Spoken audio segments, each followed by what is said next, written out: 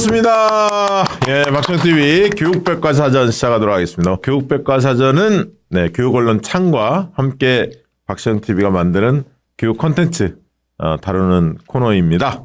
많은 분들이 함께 해주시면 좋을 것 같습니다. 늘 함께하는 분이시죠. 성규선 교수님 자리에 있고요. 네, 안녕하세요. 성규선입니다. 그리고 자 모처럼 모셨습니다. 교육위원회에서 맹활약하고 계시는 초등학교 교사 출신의 국회의원이시죠.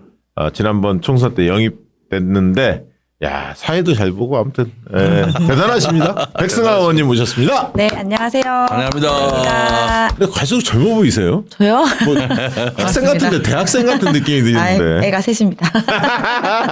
목소리는 정말 그 마이크를 타면서 나오는 소리가 광화문을 울리더만요. 아유, 짱짱해요. 마음을 올리려고 힘 좀 써봤습니다. 네, 정말 지난번 좋았어요. 뵐 때 원주에서 출퇴근한다고 그때 그러지 않았어요? 지금도 그렇습니까? 아니, 지금도 출퇴근하고 있고 요새 비상시국이라서 이제 의원회관에서 자고 있습니다. 아 그래요. 아이고 아이들이 보고 목이 싶어서 쉬었어요 지금. 애들이 엄마 많이 찾을 텐데. 저 보고 싶어요. 이제 그만 집에 보내달라. 파면하라. 야. 근데 왜 이렇게 정평이 나 있어? 사회 잘 보는 국회의원은 원래 고맙습니다. 대중 앞에서 마이크 잡고 휘어잡고 이렇게 대중을 휘어잡는 게 쉽지 않거든요. 쉽지 않아요. 특히 또 이 비상행동 이 집회는 엄청나게 많은 시민들이 참여하는 맞습니다. 집회 아닙니까? 맞습니다. 떨리지 않으세요? 무대 올라가면 눈에 약간 눈앞에 보이는 게 없어요. 보이는 게 없어요. 그냥 이 뜨거운 심장만 남아서 이분들과 함께 공감하고 싶다 그런 마음으로 열심히 이렇게 쩌렁쩌렁 대단하시네. 중요한 말을 소리치고 한다. 있습니다. 예전에 그런 경험이 많으신 거예요? 그러니까 제가 아무래도 16년 10개월 동안 교실에서 학생들이랑 소통하면서 사회를 계속 봤잖아요. 그러니까. 네. 오. 네. 이 그 경험 때문이 아닐까 그러니까 싶네요. 이 아까 그 말씀하신데 공감이라는 표현을 했잖아요. 네. 사람들과 호흡하는 네, 같이 그런 나누는 걸 거를 좀 좋아해요. 몸으로 네. 16년 동안 익혔기 때문에 야 그게 이제 그러니까, 노하우가 있으니까. 그러니까 저는 사실 제가 잘하는지 모르겠거든요. 근데 주변에서 그렇게 말씀하시는 게 아무래도 저는 이렇게 대화한다는 느낌으로 해요. 그러니까 여기 계신 분들이랑 나랑 서로 대화하고 있다 이런 느낌으로 해서 그렇게 보이시나 싶네요. 아무튼 잘 봐주셔서 감사합니다. 그리고 우리 또 성 교수님은 오늘 이 자리 못 올 뻔했습니다. 아니 저기 용감하게 또 헌재 재판소 앞에 가서 1인 시위를 했는데 제가 이야기 들어보니까 아이고. 교육운동 하시는 분들 몇 분 1인 시위에 동참했나 봐요. 근데 그 옆에 저기 보면 옆 뒤에 공산당 써 있잖아요. 저기가 이제 구구들 빨갱이. 거기 몰려 있는 곳이거든요. 그 적진 용감하시네요. 앞으로 용감하게 간 거야. 하시네요 진짜. 그래서 오늘 못 오실 수 있어요. 병원에 잡혀가실 수 실려갈 수 있었어. 있었는데. 그러니까 저 공산당뿐만 아니라 마이크로는 끊임없이 옆에 와가지고 귓속말을 하듯이 빨갱이래요. 빨갱이래. 그래서 아니 내가 빨갱이든 발행이든 자기들 어떻게 알았지? 어쨌든 거기가 좀 심각할 정도로 뭐랄까요 그 극우의 제가 보니까 정신적으로도 참 아픈 친구들이야. 심각한 아파. 그래서 우리가 가서 1인 시위한다고 섰는데 그 순간부터 몸을 밀치면서 온갖 회방 놓고요. 그러니까 1인 시는 법적으로 보장된 건데. 그렇죠. 거기가 지네 땅도 아니고. 아니 근데 지금까지 살면서 가장 많은 육두문자를 들은 날이었다. 어떡해. 아니 용감하신가. 이게 쉽지 않아요. 그럼요. 사실. 그 적진에 홀로 뛰어들어가지고. 아니 왜 헌법재판소 앞에 저 집회 금지 구역인데 자기들 다 1인 시위한다고 나와 있는데 거기에 왜 자기들 땅이라고 생각하는지 그러니까. 우리가 가서 이 얘기하고 자기들도 얘기하면 좋은 거예요. 근데 막 철저하게 밀어내기 시작해서 나중에는 경찰이 귓속말로 조금 빨리 움직이시면 안 돼요. 여기 계시면 불편해서 자기들도 힘들다고. 걱정되니까요. 무슨 일 날까봐. 야, 성 교수님 좀만 더 알려졌으면 아마 그 중에 한 명이 자 김어준 방송에 나오는 놈이야 이랬을 텐데. 잡아 이랬을 텐데. 그 사람들 그거 잘 안 보는 것 같아. 야, 살아오셔서 다행입니다. 정말 그 국가가 위기라는 거를 거기서 느끼고요. 전주 교대 그 전호 선생도 했는데 그 양반은 전주에서는 이런 꼴을 본 적이 없는데 그렇지. 너무 놀래가지고 우리나라 교육이 진짜 심각하다. 제가 그래서 교육만 심각한 게 아니라 우리 사회 전반이 지금 이렇게 앓고 있다. 이거 현장을 봐야 된다고 내가 그랬더니 정말 충격받았던 거예요. 자 오늘은 최근에 그 가장 큰 이슈로 떠오르고 있는 7세 고시, 4세 고시 이 그 진짜 학교도 들어가기 전에 초등학교도 들어가기 전에 고시 열풍이 불고 있는 이 대치동을 네. 또 추적 60분인가요? 보도를 했었죠. 네네 KBS에서. KBS에서 굉장히 반향을 크게 지금 일으켰는데 한 160만 조회수가 나오고 있고요. 예. 댓글만 해도 8,000개 넘고 예. 사실 조금 전에 네. 국회 소통관에 가서 7세 고시 국민 고발단 네.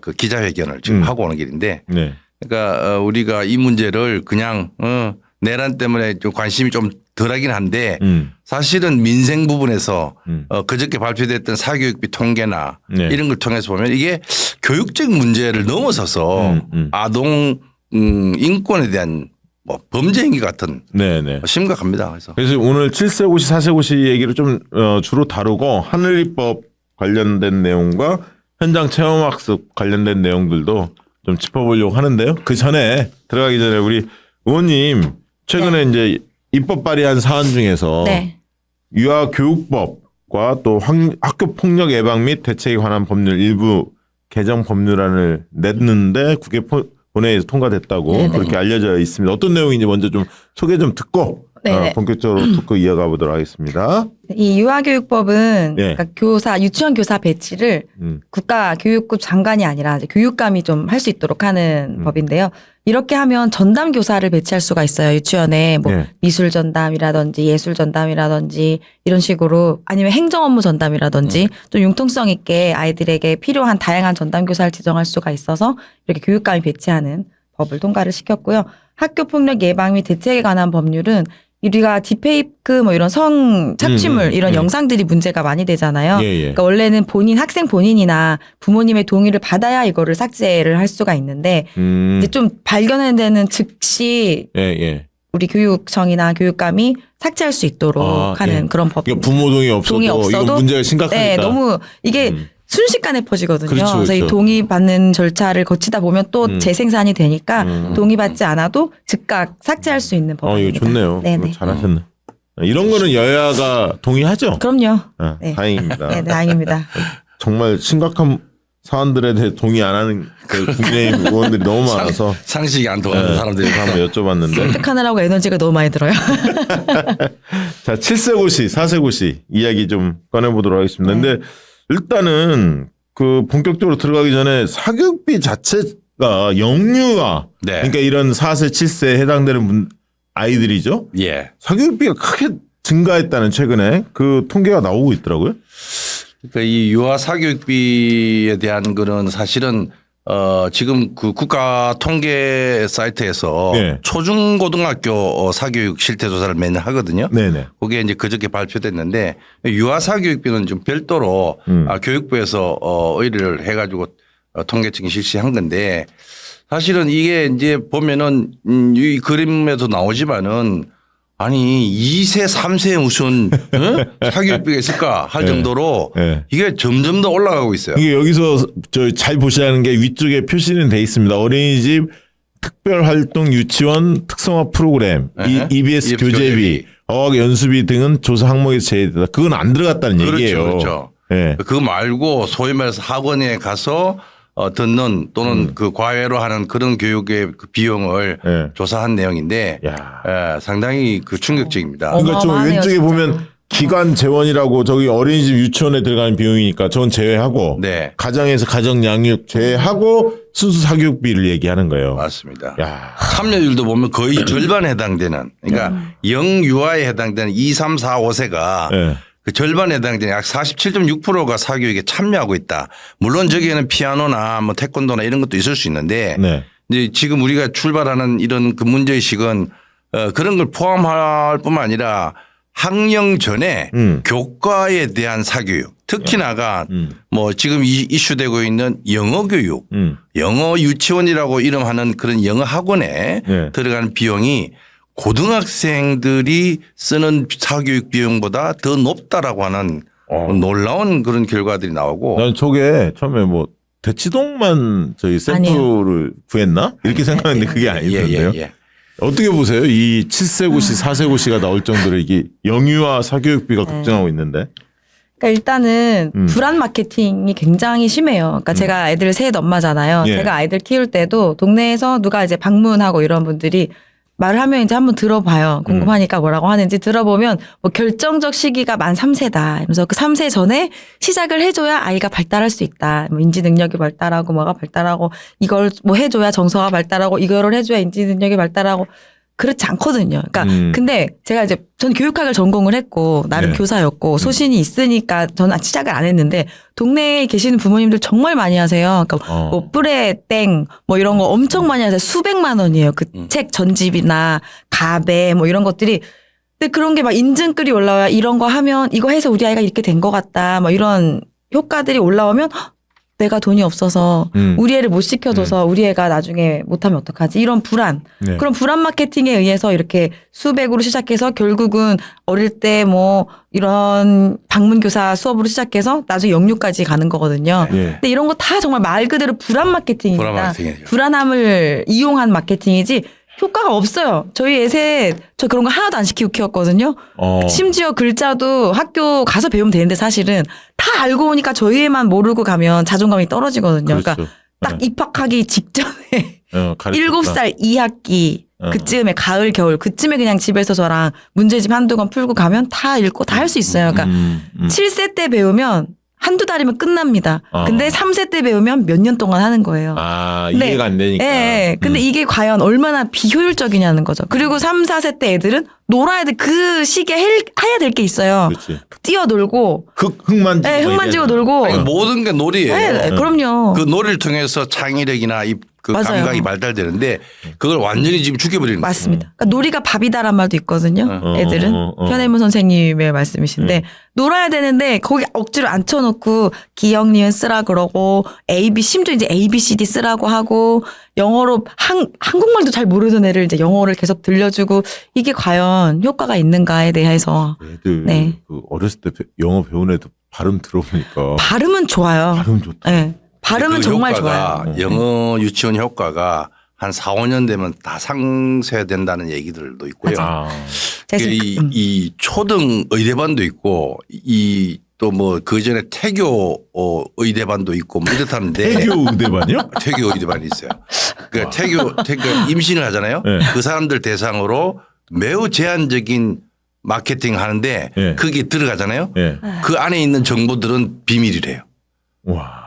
그러니까 아무나 들어갈 수도 없고 네. 그 안에서 어떤 일이 일어나는지 뭐 어떤 준비를 하는지가 그러니까 이 돈 벌려고 이 상술인데 사실. 상술이에요. 이게 이제 조금 전에 얘기했지만 불안 마케팅이거든요. 맞아요. 네. 뭐 죄수들의 딜레마처럼 네가 안 하면은 다른 사람도 안 할 거라고 믿으면 좋은데 다른 사람이 안 한다는 전제를 할 수 없으니까 예. 그 불안 때문에 더 하잖아요. 예. 그게 에스컬레이팅 되는 거예요. 그러네요. 그 불안 마케팅의 속도전이에요. 이거 아주 그냥 악명 높은 속도전입니다. 이 선행학습이라고 하는 자체가 네. 이거는 완전히 무슨 뭐 저 독일의 예. 아우토반처럼 규칙도 없이 마구 그냥 과속을 달리다 보면은 결국은 아이들 다 망쳐요. 그 저희가 만평 하나 준비했거든요. 그거 한번 네. 띄워주시겠습니까? 만평 이거 보니까 야 정말 지금의 상황을 가장 적나라하게 드러낸 것 같습니다. 지금 그렇게 놀 때가 아닙니다. 이제 옆에서 꼬드기는 거야. 그러니까. 학원 선생이나 아니면 주변에 초등학교 입학 전에 영어는 끝내놔야 뒤처지지 않는답니다. 그러고 이러니까 어려워. 그다음에 학부모들이 불안해 할수록 돈이 되지. 저출산이니 더 어린 애들까지 잡아야 살아남죠. 이게 이제 소위 말해서 사교육 그 시장이 새로운 마켓 블루오션이 열렸다 생각하는 거예요. 그러니까 학령 인구 자체가 줄어드니까 예. 더 밑으로 학원이 관심을 가질 수밖에 없잖아요 지금. 그러니까 지난번에 그 추정 60분에서도 보면은 아이들이 그 7세 고시 시험 치러 가는데 막 울잖아. 울고 안 들어가려고 그러고 떼쓰고 그러잖아요. 예. 이게 교육적 효과 때문에 그런 게 아니라 예. 우리가 보일 때 앞서도 제가 저 기자회견 때도 그런 얘기 했지만 이거는 그냥 범죄지. 예, 이게 마지막 무슨 장 다시 떼주세요. 교육이냐. 마지막 장. 아동학대죠, 아동학대 저게. 네. 마지막 장에 보면은 예. 이 QR 코드를 찍으시면은 네. 국민 고발단에 참여할 수 있습니다. 아 이거 지금 했다는 거죠? 지금? 예. 오늘 아침에 이제 그 기자회견 할 때도 했는데 네. 앞으로 한 1,000명 정도 모아서 계속 언론 홍보도 하고 또 국회의원님들하고 이제 법적인 그런 거에 대한 논의도 하고 예. 사회적인 여론을 조금 더 형성시켜야 되겠다는 생각에서 저 고발단을 만들었으니까 반드시 참여해서 우리 아이들에 대한 이 인권 유린 행위 예. 세계 어디에도 없는 말도 안 되는 일들이 일어납니다. 그러니까 이것을 좀 더 막도록 우리 국민들이 이 소위 말해서 이건 교육계의 내란이에요. 네. 이게 그냥 방치했다가는요 정상적인 삶이 지탱이 될 수 없습니다. 그러니까 반드시 참여해 주십시오. 연구 결과가 있어요. 국책 연구 결과가 16일에 네. 발표가 됐는데 이게 나중에 영유아기 때 조사를 시작했다가 성인이 되기까지 장기간 관찰한 연구 결과인데 영유아기에 사교육을 한 경우 어떤 영향이 있느냐? 영향이 거의 없다라고 나왔어요. 네, 그러니까 네. 아주 효과가 미미하다. 아, 장기적으로 보면. 영유아 때는. 예, 그러니까 단기적으로 보면 오히려 1학년 대상으로 했을 때 영유아기에 사교육을 많이 경험한 애들이 자존감이 낮아요. 왜냐하면 내 나이에 맞지 않는 것들을 하다 보니까 실패 경험이 많겠죠. 예. 자존감에는 성공 경험이 중요하거든요. 아, 중요하네. 예, 근데 실패 경험을 너무 많이 하니까 때가 되지도 않았는데 계속 가르치면 당연히 못하죠. 그러니까 애들과 자존감이 낮아지는 거예요. 예. 그리고 장기적으로 보면 아예 효과가 거의 없다. 그러니까 뭐 예술 또는 신체 이런 것들은 긍정적 효과가 있다고 나와요. 뭐 무용이라든지 운동이라든지. 네, 그런 것도 장기적으로 보면 효과가 미미하다. 이 아이의 어떤 정서나 인지 발달에는. 그러니까 단기적으로 내가 그냥 피아노를 칠 줄 안다는 거지 그 피아노를 배우는 거로 인해서 이 아이가 정서적이나 인지적으로 더 발달하는 것은 아니라는 거죠. 그거 어디서 발표한 거예요? 그 국제연구기관이에요. 그게 아이는. 육아연구소라고 국책. 네. 국책연구기관인데 네, 네. 예. 육아연구소에서 이제 그 종단 연구를 한 거고요. 예. 한 20년 전에 저도 이제 중고등학교 선행학습 효과 예, 예. 서울시 교육청 연구를 하면 지금 얘기한 거하고 똑같아요. 지금 반짝 효과는 나타날 수 있어요. 예를 들면은 다른 애는 영어를 모르는데 우리 애는 ABCD를 알아. 그럼 반짝 효과이기 때문에 자신감이 생기잖아요. 예. 근데 그게 계속 갈수록 속도를 내서 먼저 나가버리면은 예. 자기 소위 말해서 성장 발달에 따른 그 역량들을 발휘할 수 있는 그 부분은 발휘할 틈도 없어요. 그냥 지나가기 때문에. 그러니까 반짝 효과는 있는데 장기적으로 보면은 아이들의 기본 역량들을 뚝 떨어뜨리는 거예요. 그 여기 보면은 어떤 저 대치동 학원장에 하는 말이 예, 그 너무 얘기가 있죠. 인상적이에요. 예. 아니 자기 애는 일단 그 선행반 안 가르친다는 거예요. 내 애는 안 가르쳐. 그리고 20년 전부터 이런 프로그램이 있었는데 예. 자기들도 이게 효과가 없다는 걸 알아요. 예. 너무나 이 비도덕적이죠. 예. 그러면서 그 전체 의대 준비반이 만약에 있다. 예. 그러면 5% 정도 또는 그 미만의 성공률이 있을 수 있다. 그러면 나머지 95%는 뭡니까? 실패죠. 그러면 그러한 그 효과도 없는 걸 왜 하느냐? 앞서 얘기한 그런 사교육의 불안 마케팅에 근거한 것이다. 이 인터뷰한 거 보니까 재밌는 표현이 나왔는데 애들 기본이 잘 그 모른 채 막 가르치잖아요. 애들이 진도를 따라가지 못할 거 아니에요. 네. 그럼 불만이 많을 텐데 그러면 또 과목을 책을 또 바꿔준대. 네. 그 저기 문제집이나 이런 거를 그러면 또 새로운 게 나오면 또 우리 아이가 레벨업 레벨업. 됐다라고 착각하는 거지. 그렇죠, 따라가지 그렇죠. 못하고 있는데. 그렇죠. 그러니까 제가 학교에서 아이들 가르쳐 보면 선행을 한 아이들이 어떠냐면 설익은 거예요. 그러니까 대충 한번 훑고 오는 거예요. 그 문제집에서 원리를 제대로 깊이 있게 이해하고 어떤 적용을 시킬 수 있는 수준이 아니라 네. 그냥 미리 한번 훑어보고 온 거예요. 근데 그 선행이라는 게 저는 예습은 좋다고 생각하거든요. 그렇죠. 뭐 예습은 반년 정도 예. 또는 1년 정도. 예. 우리 중학교 갈 때 좀 미리 공부하고 들어가야지 그냥 가면 힘들듯이 맞아요. 예습은 전 필요하다고 생각해요. 예. 저희 애들은 예습 정도로 하고 있거든요. 예. 선행은 막 초등학생이 고등학교 배우고 이런 걸 말하거든요. 맞아요. 나도 걔네가 깜짝 그걸 놀랐어. 어떻게 이해하냐고. 고등학생 때 저도 저도 아니, 그 정석을 잘 몰랐는데. 대치동 보니까 5년 선행이 기본이라는 거야. 5년. 그건 고문이에요, 고문. 야 그러면 초등학교 한 4학년 되면 중3 거를 하고 고1 그러니까요. 거를 한다는 얘기 아니야. 그러니까 그건 걔네가 그거 못 기본이고 따라가요. 20년 전부터 그랬어요. 그랬어요? 그럼요. 네. 그런데 지금 문제는 그게 영유아기까지 내려왔다는 거예요. 그러니까 이게 14배속 선행한다고 그러잖아요. 성공 사례들이 있어요. 아까 말씀하셨듯이 0.5%, 1%. 그러니까 서울대생 애들이 강남 키즈들이 가잖아요. 보통 서울대를 가고 의대를 가고. 그러니까 우리 애도 그때부터 시키면 될 것 같은 느낌이 막 드는 거죠. 오해고 착각입니다. 그러니까 그 많은 아이들 중에 정말 소수, 두뇌가 타고난 아이들이 아주 극히 일부가 따라가는 거지. 나머지 애들은 아동학대고 고문입니다. 아니, 걔네들 근데- 자존감 낮아질 수밖에 없어요. 교수님 진짜 20년 전부터 있었어요? 있었어요. 5년 왜냐, 선- 아니 선행이? 제가 2002년도 그 서울시 교육청에서 예. 워낙 심각해서 그 당시 유인종 교육감이 워낙 이 선행 문제가 심각하니까 왜냐 공교육도 파괴하죠. 아니 난 선행이 아이들- 있는 건 아는데 한 2, 3년 선행을 할 줄 아는 5년 충격이었어. 그러니까 초등학교 3, 4학년 애들이 정석을 미분적분을 풀어요. 저도 지금 잘 못하겠는데. 그게 생각해보세요. 그게 효과가 있으면은 아니 그럼 우리나라 그렇게 천재들이 많이 나와? 아니 그러니까 그러니까요. 부모들은 다 자기 애가 다 천재라고 생각하니까 거기서부터 착각이 일어나는데 아니 아이들 발달과 진로와 적성을 다 고려해서 교육적인 맞춤형 교육을 하는 게 맞는 거잖아요. 그런데 그런 거 관계없이 우리의 상태와 관계없이 무조건 진도 나가는 속도 전에 안 들어가면 이 불안하니까 그럼요. 따라가는 거예요. 근데 그런 아이들이 대학 와서 공부하나? 아니 안 그러니까 하죠. 그런 아이들이 대학 오면요. 예.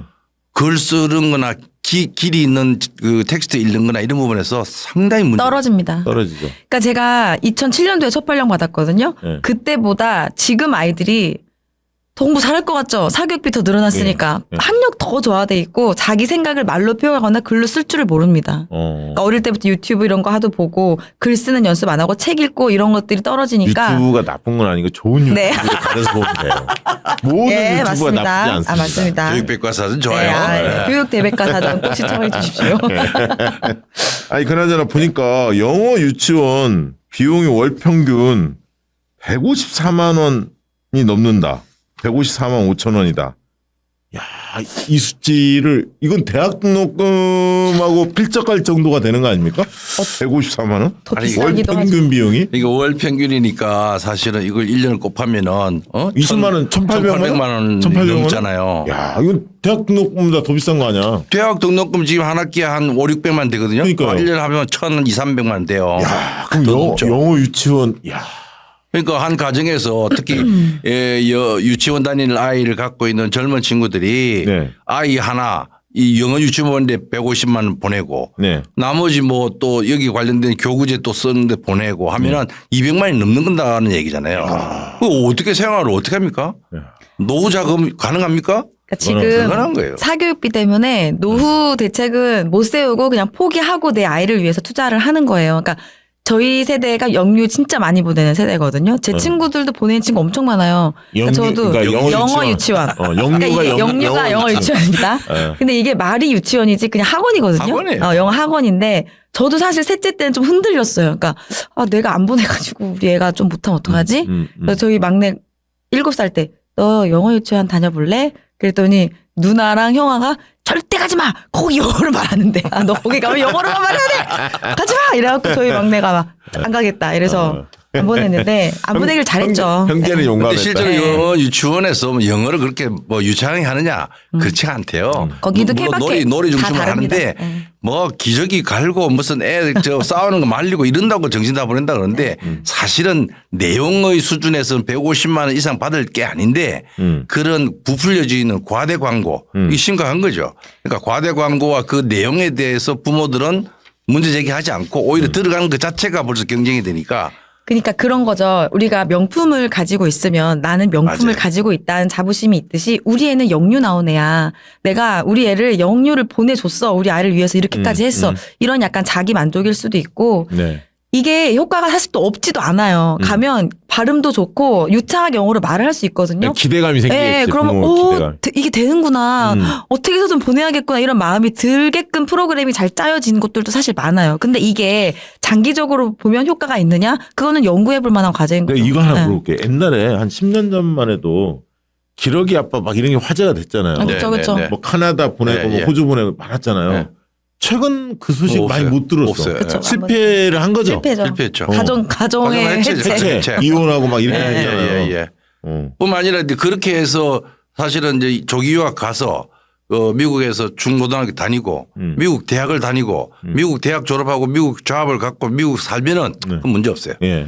근데 거기 있다가 고등학교 마치고 또는 고등학교 때쯤에서 한국에 오잖아요. 대학 가려고. 예. 이도 아니고 저도 아닌 아이가 돼요. 아. 영어도 제대로 고급 영어도 안 하고 그냥 그 슬랭 같은 거 하고 있고요. 예. 한국어에 대한 감각도 없고 그 수능을 뭐 예를 들어서 면제해서 수시로 들어갔다 칩시다. 예. 그러면은 그 들어가서 자기 전공에 적용을 하느냐 예. 그 적용도도 떨어지고 적용도 떨어진 아이들을 나중에 대기업에서 영어 잘하니까 모셔간다. 그 옛날이지. 처음에는 해봤는데 얘네들 꽝이야. 꽝이야. 효과가 지금 안 없거든요. 되는 거예요. 맞아요. 그다음부터 그렇게 안 하는 거예요. 그렇죠. 그러니까 응. 우리가 영유하게 해야 될 것들은 아까 말씀드렸듯이 뛰어놀고 부모와의 어떤 경험을 쌓아야 되는 시기인 거예요. 그러니까 뭐 어디 비싼 돈을 내고 외국 여행을 많이 가고 항상 주말마다 어디 체험 활동을 가고 그게 중요한 게 아니라 일상을 속에서 일상 여행도 좋고 네. 일상 속에서 오늘 하루하루를 의미 있게 보내는 게 중요한 거예요. 부모님이랑 눈 마주치고 대화하고 오늘 이걸 했네. 뭔가 내가 한 행동 하나에 좀 긍정적인 피드백을 받고 그러면서 아이가 촘촘하게 자존감을 쌓아가고 뭔가 세상에 대한 긍정적인 이미지를 쌓아가고 나 자신에 대한 긍정적인 이미지를 쌓아가고 이거를 해야 될 시기에 스킨십을 하고 만지작대고 웃고 깔깔대고 할 시간에 공부를 인지 교육을 시작한다는 거는 이거야말로 아동학대일 수 있는 거죠. 네. 네. 자, 그러면 지금 성기순 교수님 자료를 하나 가지고 오셨는데 사교육비 네. 실태가 어떤지를 한번 좀 보여주겠습니다. 먼저 사교육비 총액 관련해서 표 1 한번 올려주시기 바랍니다. 네, 이게 이제 지난 주에 발표한 2024년도 사교육 총액 그 29조 2천억, 야. 29조 2천억으로 역대 최고 수준을 지금 기록하고 있는데요. 작년, 재작년 보면 계속 증가한 추세예요. 그러니까 저기 윤석열 정부 들어와서 엄청 늘었는데. 윤석열 정부 들어와서 한 30% 정도 늘어났다고 지금 보여주고 있고요. 예. 그러니까 이제 사실은 이게 정부가 이런 사교육이 증가되는 사교육비가 증가되는 거를 막기 위한 여러 가지 사교육 경감 대책을 23년도에 발표한 적이 있거든요. 네네. 근데 웃기는 거는 공교육 정상화 관련된 또 대책을 한 며칠 사이에 발표를 하는데 예. 거기에 사교육을 완전히 증가시키는 요소들을 같이 발표해요. 그 효과로 저는 생각하는데 그 얘기는 표 2, 3을 맞아요. 마저 보고 예. 한꺼번에 논의를 그래서 해봅시다. 이 지금 그 표 2 한번 띄워주세요. 1인당 월 증가는 평균 뭐 사교육비. 어마어마합니다. 아니 여기서 보면 예. 초등학교가 가장 많이 올랐어. 그러니까 지금 2021년 비해서 2024년에 보면 그렇죠. 초등학교의 증감률이 34.57%예요. 네, 제일 높습니다. 아까 영유아도 네. 높지만 초등학교 1, 2학년 이쪽에서 사교육이 엄청 뛰었다는 얘기예요. 그렇죠. 자, 그 이유가 어떤 건지는 좀 이따가 설명드리고 표 3도 한번 마저 올려주시기 바랍니다. 이것도 특징적이더라고요. 그러니까 이제 이게 그 자사고나 국제고와 같은 예. 이런 특수 목적 유형의 학교들이 예. 우후죽순으로 늘어났잖아요. 네네. 그러니까 이주호 장관이 MB 정부 때 고교 다양한 300 때문에 네. 그때 특수 목적 고등학교와 자사고를 그 대폭 늘렸었는데 그게 지난 한 10여 년, 15년 동안 계속 이슈가 되고 교육감들이 그걸 줄이기 위한 노력하고 문 정부 때는 그걸 이제 일반고로 전환하겠다고까지 발표를 했잖아요. 예. 그러다가 지금 윤석열 정부 들어와서 다시 그걸 다 무효화시키고 네네. 자사고를 유지하고 예. 외국 고등학교 유지하고 예. 계속 늘리고 있는 구조거든요. 근데 그러다 보니까 자사고나 특목고 진학하기 위해서 초등학교하고 중학교의 사교육비가 급증하죠. 그러니까 자, 현 정부 들어와서 정책적 요인 때문에 사교육비가 더 늘어났다 아이고, 이렇게 늘어났습니다. 보시는 건데 예. 자, 첫 번째로 지금 말씀하신 대로 자사고, 네. 특목고를 좀 더 활성화시키잖아요. 네. 그 분위기 자체를. 네. 그러니까 이제 초등학교, 중학교 이럴 때 사교육을 더 많이 시킬 수밖에 없다. 당연하죠. 좀 그 얘기 하나. 네. 또 뭐가 있습니까? 그러니까 기본적으로 거기서 하나 더 붙이면은 예. 원래 자사고 특목고를 하면은 고등학교 단계에서 예. 학교 교육에 대한 만족도 높으니까 사교육비는 줄어들 거다 이랬거든요. 예. 그것도 더 늘어나요.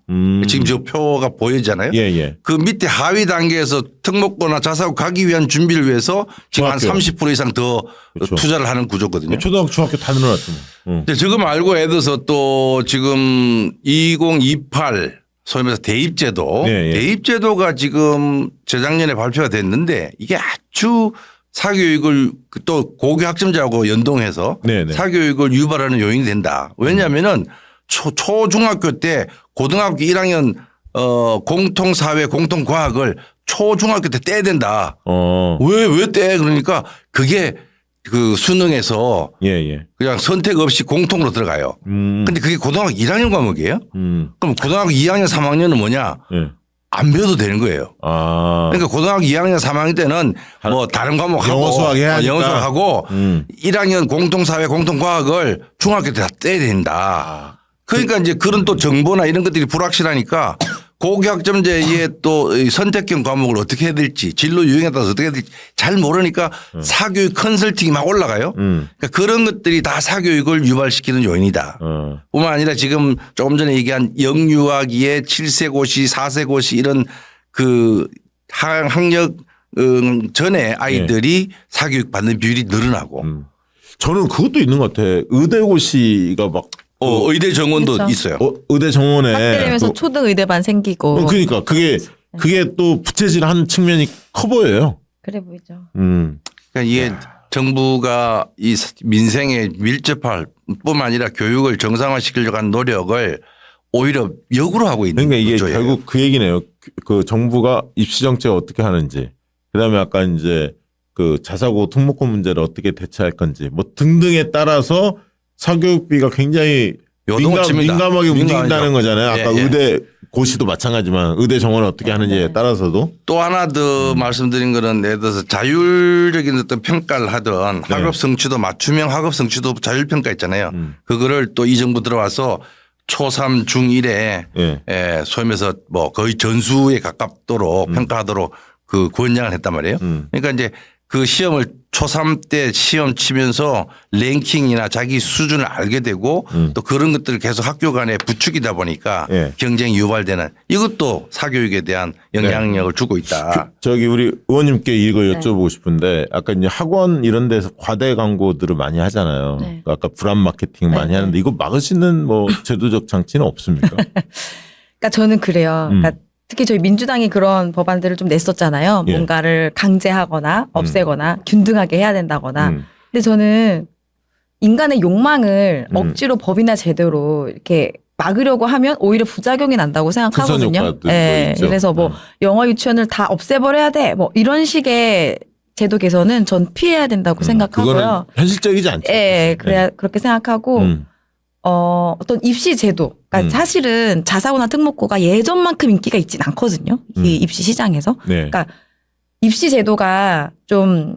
일반고 학생들이 성실하게 학교 생활을 하고 열심히 공부하면 대학을 잘 갈 수 있는 입시 제도로 가면 자사고나 특목고는 서서히 이제 공립형 일반고로 전환을 하든지 이런 식으로 되는 움직임 사실이 있었어요. 그러니까 저는 입시 제도를 통해서 이런 학교들의 서열화를 좀 막았으면 좋겠습니다. 네. 이게 교수님 사교육 이 부분들 아까 정책적 효과로 줄일 수 있는 부분 이제 조기 대선이 만약에 치러진다면 네. 정권이 많이 바뀐다면 민주당 정권이 만약에 들어선다면 이 정책적 수단으로 사교육비를 지금보다 뭐 완전히 없앨 수는 없겠지만 네. 경감할 수 있는 줄일 수 있는 그런 방안이 있을까요? 그러니까 이제 우리 저 백승하 의원 의견에 저도 동의를 합니다. 인간의 욕망한 걸 법으로 규제하는 것 자체가 일시적일 수는 있지만은 계속 정폭되는 걸 막을 수가 없다. 이제 그런 이 교육의 문제라면은 그렇게 할 수 있는데 사회 근본 구조의 문제하고 같이 연동이 되어 있다는 건 일단 인정하고요. 지난번에 그 사극세 사교육 걱정하는 세상에서 국회에서 토론회를 했는데 그때 나왔던 그 제안들 물론 그게 현실성 있는지 없는지는 둘째 치더라도 제안이 매우 큽니다. 먼저 헌법 개정까지 얘기해요. 그러니까 거기에 아동의 학습권이나 식사권 무슨 수면권 여가권 이런 것들을 보장하는 권리에 대한 것이 좀 들어가야 되겠다. 헌법 개정할 때. 이게 지금은 헌법 31조의 1항부터 5항까지 보면은 그런 내용이 없어요. 네. 그런 근본적인 아이들의 인권의 문제, 권리에 대한 문제가 좀 명시되면 좋겠고 학교 교육이나 또는 사교육을 통해서 그게 해방되지 않도록 그런 지원한다.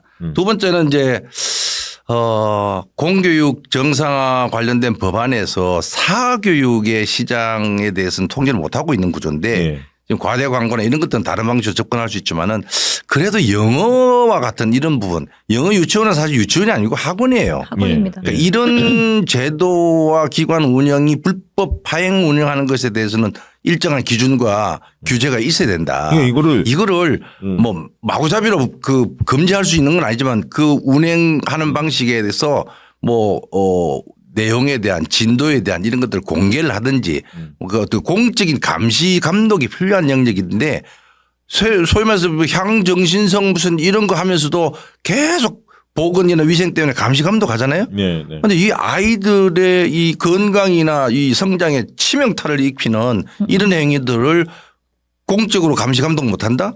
규제는 못할지라도 감시 감독이라도 해야 되는데 적어도 저도 그 부분은 동의를 하는 게 지금 이 학원에서 몇 학년에 어떤 교육 과정을 가르치고 몇 학년에 무슨 커리큘럼이 있고 이런 것들을 하나도 공시를 안 해요. 그러니까 이런 것들을 정보 공시를 통해서 공개를 해서 학부모가 그런 걸 보고 선택할 수 있게 하는 제도는 저도 필요하다고 생각합니다. 예를 들면 뭐 사교육을 전체적으로 손으로 볼 수는 없겠지만 아까 이제 7세 고시라든가 4세 고시 뭐 들어보니까 새끼 학원이라고 그러더라고요. 네네. 7세 고시를 들어가기 위해서 그런 학원을 들어가기 위해서 4살 때 새끼 학원에서 연수한다는 그 얘기 들으면서 너무 충격적이었는데 적어도 이 부분은 사회적으로 좀 공론화를 시켜서 우리 아이들이 이렇게 키워서 되겠느냐. 이게 수면 위에 올려서 사회적인 어떤 공감대를 좀 형성하고 맞아요. 그것이 과도하게 만약에 그 법상이든 어떤 뭐 제도상 허점을 노린 거든 아무튼 그런 부분에 있어서는 좀 철저하게 관리 감독을 해야 하는 거 아닌가 싶더라고요. 맞아요. 이게 소위 말해서 어떤 분은 지난번 안성문 선생님 그런 얘기 하잖아요. 마약과 같은 거다. 순간 뭔가 심취할 수는 있어요. 뭐 우리 아이가 영유를 다니면서 뭔가 발음도 기가 막힌 그거 아무짝에도 쓰면은 오히려 나중에는 마이너스가 되는 건데 그것을 모르고 한두 명도 아니고 이게 집단 사실은 환각 상태에서 우리가 아이들을 이렇게 방치한다? 우리 미래는 심각하게 훼손될 수밖에 없어요. 그러니까 저 그 부분에서 또 한마디 하고 싶은 게 발음은 사실 중요한 게 아니거든요. 아니 앞으로 AI가 다 해주는데 뭐 그러니까요. 어떻게 그러니까 무슨 예전에 우리 반기문 총장님이 이 연설한 거를 우리나라 사람한테 들려주고 외국 사람한테 들려준 실험이 있었어요. 그러니까 우리나라 사람이 듣고는 발음이 좀 이상한데요? 이렇게 말을 하고 외국인은 너무나 명연설이다 이렇게 말을 했어요. 그러니까 발음이 중요한 게 아니라 내용이 중요한 거거든요. 근데 영어 사용 능력은 모국어 사용 능력을 능가할 수가 없어요. 내가 모국어 사용 능력이 이만큼인데 영어로는 이렇게 말을 더 잘할 수가 없거든요. 그 우리가 외국에서 뭐 공부하시는 분들 교수님들 살펴보면 다 내가 모국어로 공부를 잘하고 연구를 잘해서 외국에 가서 필요에 의해 단기간에 영어 공부를 해서 그쪽에 가서 어학을 하시는 분들이거든요. 그러니까 어릴 때부터 영어를 미리 그렇게 막 시키지 않아도 아이가 공부하고 싶을 때 다 할 수 있습니다. 그러니까 이런 미리 좀 땡겨놔야 된다는 그런 학부모님들의 인식도 개선이 저는 필요하다고 생각해요. 지금 저도 연구하면서 영어 원서를 보잖아요. 이제는 한 줄 한 줄 읽지도 않아요. 그 번역 프로그램이 다 해줍니다. 그러니까 앞으로는 어떻게 되겠어요? 실시간으로 지금 AI 폰도 나오잖아요. 그렇게 될 겁니다. 그러니까 영어 발음이 무슨 문제? 그 내용과 어떤 논리와 자기 생각이 얼마나 담겼느냐. 인간이 갖고 있는 독창성이 거기에 있는데 그거 훈련하려면은 정말 모국어를 통해서 충분히 사고하고 비판할 수 있는 이런 그 깊이 있는 역량들을 키워야 되는데 맞습니다. 지금은 그냥 화장만 잘하면은 뭐 미인처럼 뭐 엄청나게 막 비싼 화장품을 사야 된다 이런 구도가 되니까 정말 건강하지 않다. 네. 사교육비 그리고 7세 고시, 4세 고시 관련된 내용을 한번 짚어봤고요. 두 번째 주제로 좀 넘어가 보도록 하겠습니다. 하늘이법 관련해서 좀 이야기 나누고 싶은데요. 고 김하늘 양 피살 사건이 있었죠. 굉장히 충격적인 일이 있었는데 벌써 35일째 됐다고 해요. 그래서 지금 경찰에서 수사 결과도 발표를 했다고 하는데 우발적이 아닌 계획 범행이다 이런 결론을 내렸다고 하는데요. 명 씨가 우울증 그 교사가 우울증을 앓은 것은 맞지만 우울증 때문에 사람을 죽였다고 보기 어렵다 이런 결과들을 발표를 했는데 어떻게 보십니까, 의원님?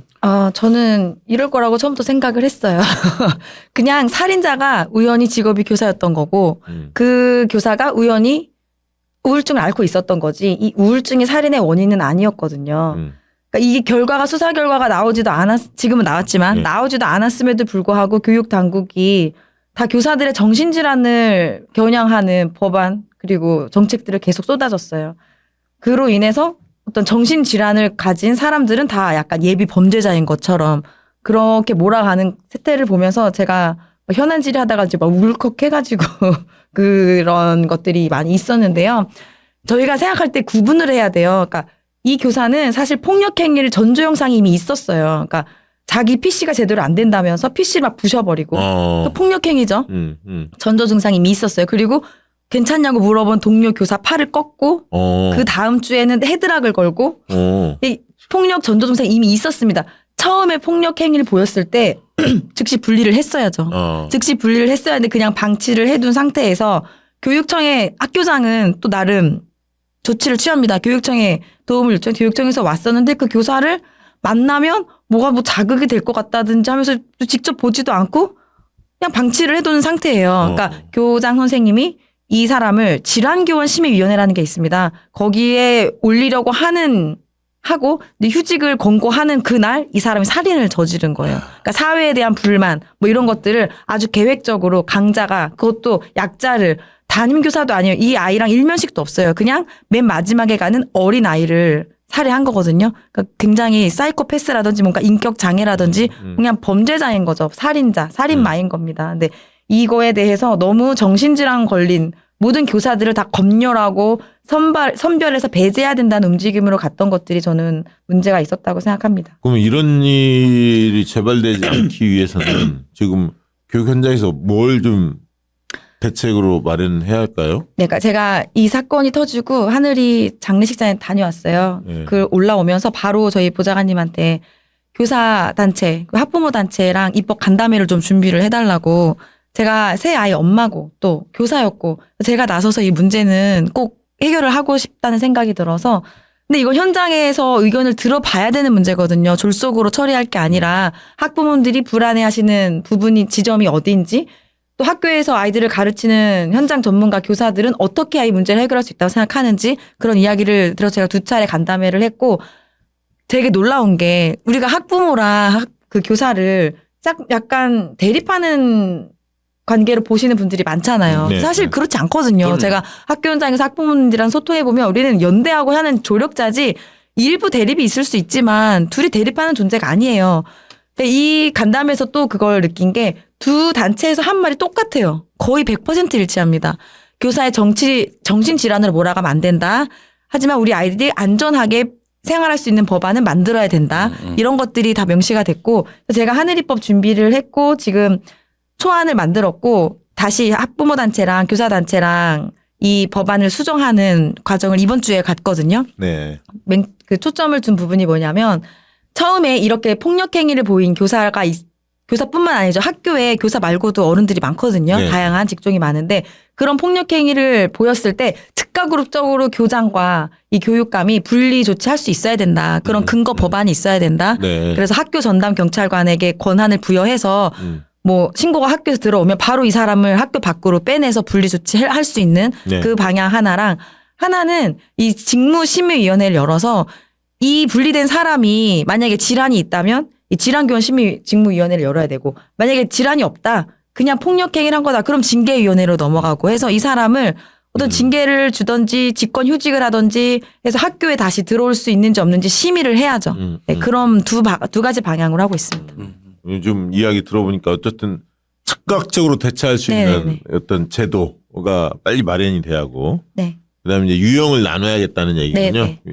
좀 예를 들면 질환이 있는 사람인지 아니면 네. 진짜 폭력을 그냥 질환 없이 네네. 행사하는 예. 그런 사람인지. 그래서 이 질환교원심의위원회는 그래서 본인이 원해서 휴직하거나 복직하는 선생님들은 해당 사항이 없습니다. 뭐 공무상 질병이라든지 본인이 청원 휴직을 한 거라든지 이런 사람들은 해당 사항이 없고 이렇게 폭력 행위를 뭔가 학교에서 벌인 경우에만 이 질환심의교원, 이 직무심의위원회에 들어가는 근데 거죠. 이 지금 하늘이 사건 일어나면서 학부모들 이제 걱정이 굉장히 커졌잖아요. 아유, 엄청 걱정 지금 많으시죠. 특히 초등학교 저학년 같은 경우는 그 예전에는 그 유치원이나 어린이집에서 아이들 학대하거나 네. 막 사고 나는 경우들이 꽤 있잖아요. 있었죠. 많았죠. 있었죠. 네. 이 만약에 법안이 만약에 생기면 거기도 좀 확대 적용됩니까? 적용 범위가 어떻게 돼요? 일단 제가 낸 건 초중등 초중등. 교육인데 이게 뭐 본회의 통과되면 유아교육 쪽에도 갈 수 있겠죠. 네, 제가 한번 그쪽도 어떻게 보세요? 해보겠습니다. 이 지금 경찰 발표나 지금 아까 백승아 어머님 대책에 대해서 그러니까 저 처음에 지금 말씀하신 것처럼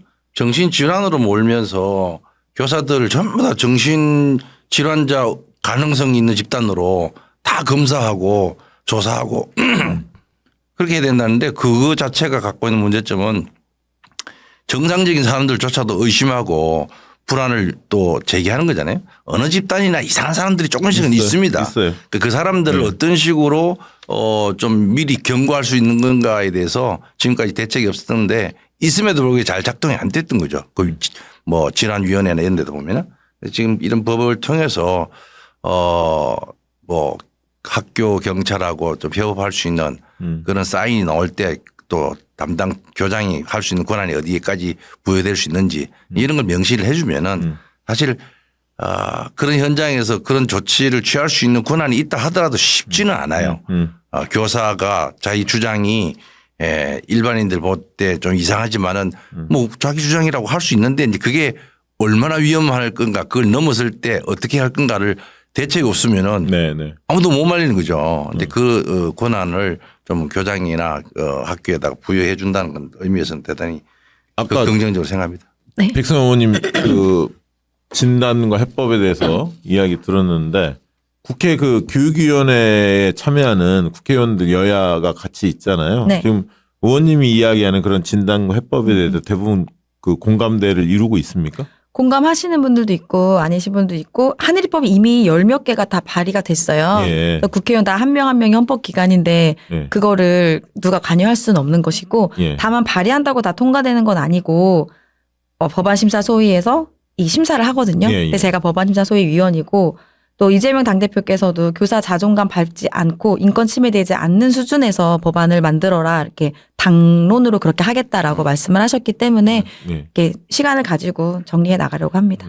그러니까 이게 뭐 급하다고 막 네. 그 졸속으로 법안 추진은 절대 안 되는데 포퓰리즘이에요. 지난번에 좀 그런 경향이 있었는데 네. 브레이크를 좀 걸어 주십시오. 네네. 자, 그리고 또 현장 체험학습이 또 도마 위에 올랐습니다. 왜냐하면 얼마 전이었죠? 지난해인가요? 강원도. 예, 강원도에서 그런 사고가 있었죠. 안타까운 사고가 있다 보니까 그 사고로 인해서 이제 교사가 법적 책임을 받았잖아요. 그래서 이게 현장 체험학습에 대해서 아이들은 되게 좋아하는데 이런 일이 터지면 선생님들이 꺼려 하거든요. 아이들 데려가기가 좀 겁나죠, 사실은. 무섭죠. 그래서 지금 현장이 어떻게 이루어지고 있고 현장 체험학습 관련해서 그리고 지금 뭐 이런 일들이 터지면서 또 현장이 어떤 식으로 또 움츠려 들고 있는지 그런 이야기 좀 나눠볼까 합니다. 네네. 이게 네. 그러니까 저는 되게 외향적인 성격이고 어디 가는 걸 좋아해서 네. 수학여행 현장 체험학습 이런 걸 되게 좋아하는 교사였어요. 그건 교사 선생님들 그런데 그런데 아이들은 다 좋아해요. 네. 애들 막 나가면 저도, 좋아하죠. 애들도 제가 6학년 담임을 하는데 5월에 수학여행 간 얘기를 12월까지 해요. 그러니까 너무 좋았던 거예요. 그 기억이.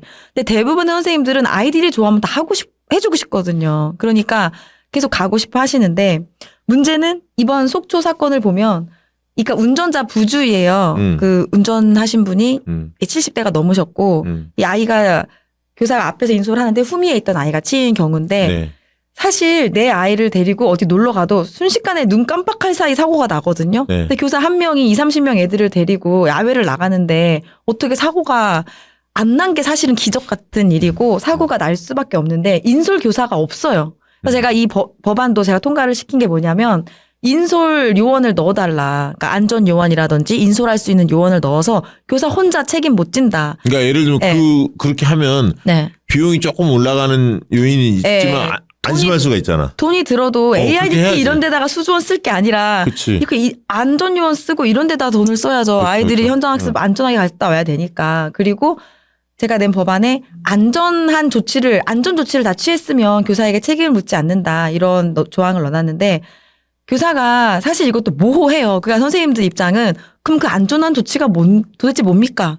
그 애매하잖아요. 그렇긴 한데 이게 제가 통과시킬 수 있는 최선이었어요. 그러니까 그 안전 매뉴얼이 35쪽짜리거든요. 그 안에 수십 개, 수백 개가 들어있어요. 교사들이 지켜야 될 것들이. 네. 그러니까 이거를 시행령에 좀 명시해서 담아서 이런 것들을 하면 교사들이 책임 묻지 않게 이렇게 해야 되는 제도가 필요한 게 사실은 아이들과 학부모님들이 희망해서 현장학습 가는 거지 교사들이 교육과정에 현장학습 가야 된다는 내용이 법적으로 없어요. 그러니까 안 가도 아무 문제가 없어요.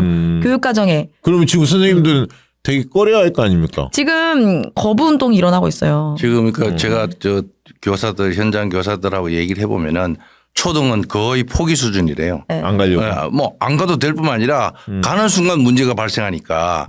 그래서 중고등학교는 여전히 이제 뭐 수학여행이나 뭐 이런 거를 하는데. 그거 바라보고 다니는데. 근데 현실은 초등학교 이런 거죠. 지금 뭐 안전에 대한 책임 논리도 하는데 지난번 2014년 세월호 사건 이후에 그러니까 단체로 수학여행 가고 이런 것들에 대해서 그러니까 대규모를 줄이고 학년 단위로 또 학급 단위로 소규모로 가도록 돼 있잖아요. 소규모로 가다 보니까 지금 담임선생님 혼자서 뭐 가이드하고 애들 데려가다 보면 사고 나니까 그러면 사고 나면은 누가 책임지냐. 그 지금 판례에 의하면은 결국 그 교사가 잘못된 걸로 가는 거잖아요. 예, 예. 그러니까 이제 그 중에서 만약에 교장 선생님이 각성이 돼 가지고 제가 책임질 테니까 제가 따라가겠습니다 하면은 대환영인 거예요. 그런 교장 선생님 별로 없잖아요. 그런 교장이 있으면은 네? 제가 아는 사람 둘이가 있는데 야, 그 두 사람 빼고 다른 사람이 있겠습니까? 내가 얘기했는데 잘 없는 거예요. 뿐만 아니라 그 행정 업무가 너무 많다는 거예요. 맞아요. 자, 예를 들어서 수학여행을 간다 중학교에서 예. 그러면 강원도 어디로 수학여행을 가면은 답사를 3번이나 갔다 와야 된다는 거예요. 야. 사전에 함 갔다 오고 업체랑 함 갔다 오고 또 무슨 해가 바뀌면 또 가야 되고 그럼 갔다 와서 그걸 그 학부모도 반드시 참여해야 되고 네. 그다음에 이제 저 돈을 계산을 하는데 체험학습비를 만약에 걷었어. 근데 중간에 한 몇 명 포기했어. 그럼 일일이 계산을 다시 해야 되고 그 가야 되는데 쓰는 서류가 너무 많다는 거예요. 영수증 다 첨부해야 그래서 해야겠죠. 사실. 안 가는 게 최선이다 이런 생각인 거예요. 일로 다가오는구나. 그리고 일이죠. 이 사전 답사라는 게 교사가 안전 전문가가 아니잖아요. 예. 비전문가인데 예. 가서 이 호텔이나 이런 데를 다 안전 점검을 해야 돼요. 근데 사실 저도 수학여행 갔지만 그냥 쓱 보고 사진 찍어서 왔지. 제가 거기 무슨 환풍기가 되는지 전기가 어떻게 제가 어떻게 압니까? 그러니까 이런 사전 답사 식당 가면 위생 상태까지 다 점검하라고 돼 있어요. 그거를 교사가 혼자 어떻게 하냐고요. 점검 포인트가 딱 있구나. 네. 뭐 해야 한다는 게. 근데 그걸 다 국정원에서 교사가 할 따로 수가 붙어야 돼요. 없어요. 네. 그러니까 선생님들 입장에 너무 부담되겠다. 그렇죠. 그러니까 아이고. 안전요원 그러니까 제가 그냥 현실적으로 가장 당장 필요한 걸 단기적으로 법으로 넣은 거예요. 그러니까 요원을 안전 인솔 요원과 안전 전문가를 넣어달라. 그러면 그분들이 같이 가서 사전 답사할 수 있게 이렇게 해놨는데 사실은 이 현장 체험학습 자체가 학구마다 또 달라요. 어떤 학구는 만약 여행을 자주 가고 막 이래요 부모님이. 그러면 내 애 불안해서 못 보내겠다. 이런 분들은 희망을 많이 안 하시고 네. 또 어떤 학교는 그래도 애가 추억인데 그럼 보내고 추억이지, 싶다. 사실. 그런 학교도 있어요. 그러니까 좀 저는 선택권을 주면 좋겠어요. 학교에 교원, 학부모, 학생 뭐 이렇게 다들 의견을 내서 좀 희망하는 조율을 해서 희망하는 학생들. 그 희망에 교사도 좀 넣어달라. 왜냐하면 인솔 책임자고 가서 사고 나면 파면당하니까 지금 이 강원도 선생님은 파면이에요. 그러니까 교사직을 잘리게 생긴 그럼 거예요. 어떤 경우에는 예를 들면 한 학급이 안 되면 두세 학급이 모아서 희망자 그렇게 가기도 합니다. 희망자 그럴 같이 수도 갈 수 있죠. 있는 네. 거잖아요. 네, 네. 이게 이제 지금 초등에서 체험학습으로 거의 유일하게 남아 있는 게 생존 수영이래요. 오. 생존 수영은 일단 바깥으로 나가잖아요. 예. 그러니까 바깥으로 나가는데 그쪽 업체 담당자들이 그렇지. 안전요원 와서 있지. 안전요원. 버스를 가지고 와서 애들 데리고 이렇게 안전하게 수영장 가잖아요. 가서. 그러니까 교사 입장에서는 그 부담이 훨씬 적으니까. 아니 그 안전요원이 있는 네. 거야. 그러니까 이제 그러면 이거를 시스템적으로 어떻게 할 건가. 안전요원을 학교가 다 모든 체험학습 따라붙도록 할 수 있는 그게 방법이 생길 수 있는가. 그거는 사실은 당장 되진 않은 거죠. 근데 이 현장 체험 학습이 교사들이 거부하는 교사들도 생기고 있다. 이 수준이지 다 갑니다 지금. 다 가고 없어진 추세가 아니에요. 그러니까 뭐 예를 교장 들면 선생님이나 교육감이 가야지. 네. 그래도 가야지 하면 다 가시고. 아니 그런 경우도 있잖아요. 뭐 이렇게 예를 들면 초등학생들 같은 경우는 가까운 산 같은 데 있잖아요. 네네. 그런데 숲 체험 뭐 이런 것도 하고 그러잖아요. 애들이 별로 안 좋아합니다. 그러니까 애들은 뭘 좋아해요? 버스 타고 가는 거. 친구들이랑 과자 먹으면서 멀리 가서 가고 이런 건데. 에버랜드 네. 땡 뭐 이런 데 가는 거죠. 그렇구나. 이해됐습니다. 네, 네, 이해됐습니다. 그러니까 이제 이게 저는 이제 그렇게 생각하는데 우리나라 초중학교의 이 체험학습 경비는 사실은 의무교육비에서 제외돼 있잖아요. 그러니까 체험학습을 수익자 부담 원칙으로 하는 이것도 사실 좀 문제시해야 됩니다. 그렇게 해서 국가가 교육 활동에 들어가는 모든 경비를 부여해 줘야 되고 또 안전에 대한 이런 지원 체제를 교육청 단위 또는 학교 지역 교육 지원청 단위로 뭔가 부서가 하나 있어서 그런 걸 서로 협조를 해줘야 되지 모든 문제를 교사가 판단하고 모든 안전에 대한 책임을 교사가 지도를 한다. 그러면 젊은 교사들이 혼자서 어떻게 이런 그 과부담되는 교육적으로 의미 있다 말하는 의미 있다 하지만은 그걸로 인한 만약에 있을 사고가 자기의 존재 기반 자체를 훼손한다면은 누가 알겠냐는 거죠. 그런 거 보면 진짜 교육 문제가 참 어려워. 내 들어보면서 그러니까 선생님들 처한 환경도 쉽지 않고 네. 지금 옥죄고 있는 요소들이 많고 아까 학부모님들 같은 경우도 내 아이는 이렇게 좀 키우고 싶은데 주변에서 들썩들썩 거리니까 우리 아이 이렇게 키워서 되나? 네. 저쪽으로 그냥 그 불안하죠. 흔히 말하는 영어 유치원 이런 데 막 보내야 하는 거 아니야? 이런 늘 그 갈등이 지금 있고 교육 행정도 마찬가지고 아유. 그러니까 참 외국에서는 어렵습니다. 이를테면 학교 들어오기 전에 학령 전에 글자 학습하는 것을 금지하고 있잖아요.